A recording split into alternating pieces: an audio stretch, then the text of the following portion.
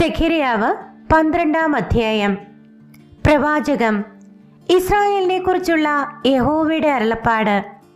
ആകാശം വിരിക്കുകയും ഭൂമിയുടെ അടിസ്ഥാനം ഇടുകയും മനുഷ്യന്റെ ആത്മാവിനെ അവന്റെ ഉള്ളിൽ നിർമ്മിക്കുകയും ചെയ്തിരിക്കുന്ന യഹോവയുടെ അരുളപ്പാട്. ഞാൻ യെരൂശലേമിനെ ചുറ്റുമുള്ള സകല ജാതികൾക്കും ഒരു പരിഭ്രമ പാത്രമാക്കും. യെരൂശലേമിന്റെ നിരോധത്തിങ്കൽ അത് യഹൂദായ്ക്കും വരും. അന്നാളിൽ ഞാൻ യെരൂശലേമിനെ സകല ജാതികൾക്കും ഭാരമുള്ള കല്ലാക്കി വയ്ക്കും. അതിനെ ചുമക്കുന്നവരൊക്കെയും കഠിനമായി മുറിവേൽക്കും. ഭൂമിയിലെ സകല ജാതികളും അതിന് വിരോധമായി കൂടി വരും.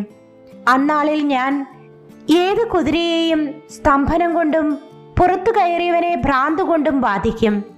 യഹൂദ ഗൃഹത്തിന്മേൽ ഞാൻ കണ്ണു തുറക്കുകയും ജാതികളുടെ ഏത് കുതിരയെയും അന്ധത പിടിപ്പിക്കുകയും ചെയ്യുമെന്ന് യഹോവയുടെ അരുളപ്പാട്. അപ്പോൾ യഹൂദ മേധാവികൾ, യെരൂശലേം നിവാസികൾ അവരുടെ ദൈവമായ സൈന്യങ്ങളുടെ യഹോവ നിമിത്തം നമുക്ക് ബലമായിരിക്കുന്നു എന്ന് ഹൃദയത്തിൽ പറയും. അന്നാളിൽ ഞാൻ യഹൂദ മേധാവികളെ വിറകിന്റെ ഇടയിൽ തീച്ചട്ടി പോലെയും കറ്റയുടെ ഇടയിൽ തീപ്പന്തം പോലെയും ആക്കും. അവർ വലത്തുഭാഗത്തും ഇടത്തുഭാഗത്തും ചുറ്റുമുള്ള സകല ജാതികളെയും തിന്നുകളയും.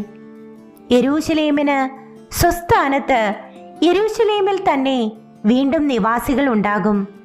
ദാവീദ് ഗൃഹത്തിന്റെ പ്രശംസയും യെരൂശലേം നിവാസികളുടെ പ്രശംസയും യഹൂദായുടെ നേരെ ഏറിപ്പോകാതിരിക്കേണ്ടതിന് യഹോവ യഹൂദ കൂടാരങ്ങളെ ആദ്യം രക്ഷിക്കും. അന്നാളിൽ യഹോവ യെരൂശലേം നിവാസികളെ പരിച കൊണ്ട് മറയ്ക്കും. അവരുടെ ഇടയിൽ ഇടറി നടക്കുന്നവൻ അന്നാളിൽ ദാവീദിനെ പോലെ ആയിരിക്കും.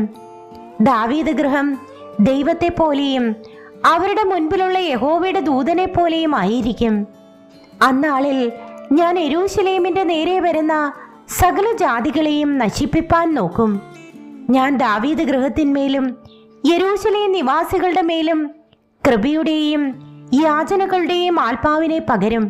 തങ്ങൾ കുത്തിയിട്ടുള്ളവങ്കലേക്ക് അവർ നോക്കും. ഏകജാതനെ കുറിച്ച് വിലപിക്കുന്നത് പോലെ അവർ അവനെക്കുറിച്ച് വിലപിക്കും. ആദിജാതനെ കുറിച്ച് വ്യസനിക്കുന്നത് പോലെ അവർ അവനെക്കുറിച്ച് വ്യസനിക്കും. അന്നാളിൽ മെഗിദ്ദോ താഴ്വരയിലുള്ള ഹദദ് റിമ്മോനിലെ വിലാപം പോലെ യെരൂശലേമിൽ ഒരു മഹാവിലാപമുണ്ടാകും.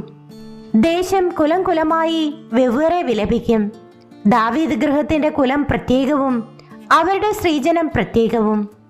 നാഥാൻ ഗൃഹത്തിന്റെ കുലം പ്രത്യേകവും അവരുടെ സ്ത്രീജനം പ്രത്യേകവും.